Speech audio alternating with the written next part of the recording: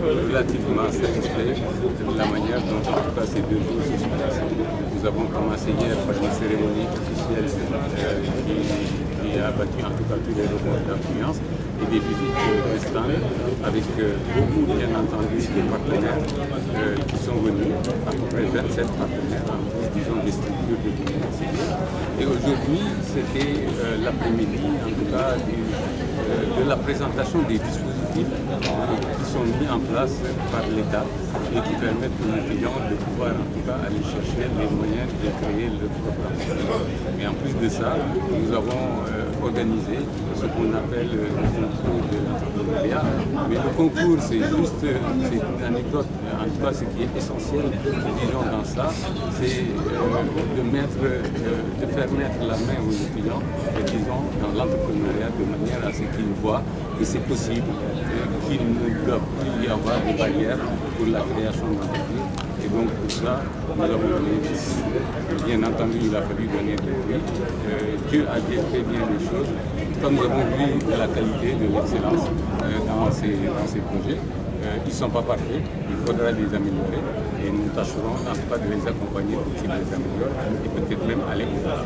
Parce qu'il faut dire aussi qu'au-delà, disons, de ce concours, nous essayons de mettre en place un incubateur pour pouvoir accompagner les étudiants jusqu'au bout par rapport, disons, à leur idée de projet. Un projet, disons, agricole qui remporte ce grand prix au moment où les plusieurs autorités de ce pays misent sur l'agriculture comme moteur de l'émergence. Qu'est-ce que cela vous dit? C'est un simple hasard. Mais enfin, je ne suis pas étonné que ce soit comme ça.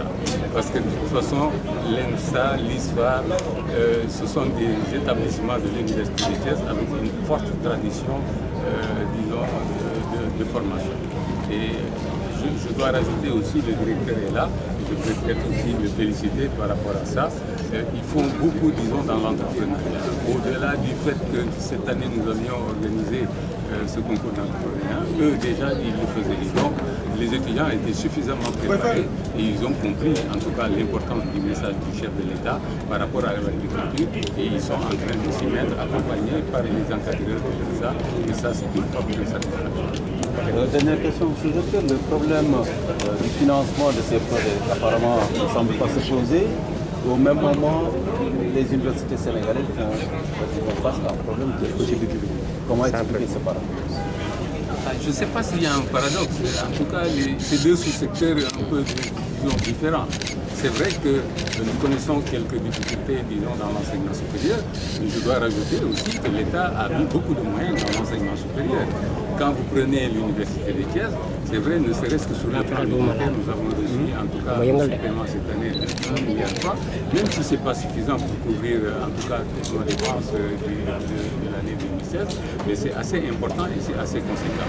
Je dois rajouter aussi que l'État a mis au niveau de l'Université de Thiès un certain nombre, en tout cas, disons, d'infrastructures qui sont en cours de construction et dont la valeur est d'environ de 6 milliards. C'est-à-dire que tous les établissements de l'Université de Thiès seront concernés. L'UFR6, l'UFR7, l'UFR-SI, l'UFR Santé, l'ISFA, l'ENSA. Chacun aura des bâtiments qui seront des bâtiments pédagogiques et des bâtiments administratifs. Sans compter que le ministre de l'Enseignement supérieur, et si vous étiez présent au moment de l'inauguration, 2 bâtiments de l'UFR7. Ces bâtiments qui étaient loués pour l'UFR7 ont été, en tout cas, disons, résiliés. Et donc, nous avons obtenu 2 bâtiments avec des salles pédagogiques et avec des bâtiments administratifs. À l'ENSA aussi, l'État est en train de construire un bâtiment de 2 à 2 millions. Je pense si je ne me trompe, avec 8 salles. C'est pareil aussi à l'ISFA.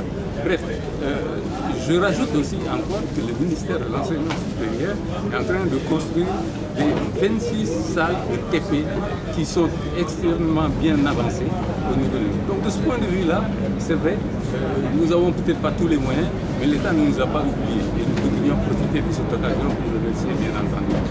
Maintenant, c'est vrai, l'émergence dans un pays, ça nécessite aussi un certain effort, ça nécessite aussi un certain investissement.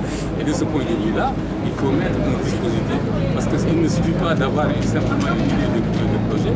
Après, il faut réaliser cette idée de projet, mais après qu'on ait fait la réalisation de cette idée de projet, projet, on va avoir besoin des financements nécessaires. C'est sûr, les jeunes qui sont actuellement dans nos universités n'ont pas les moyens de donner les garanties bancaires nécessaires pour avoir l'emploi. Et donc, on doit aussi, à ce niveau-là, remercier l'État de prévenir un dispositif qui devrait pouvoir aider les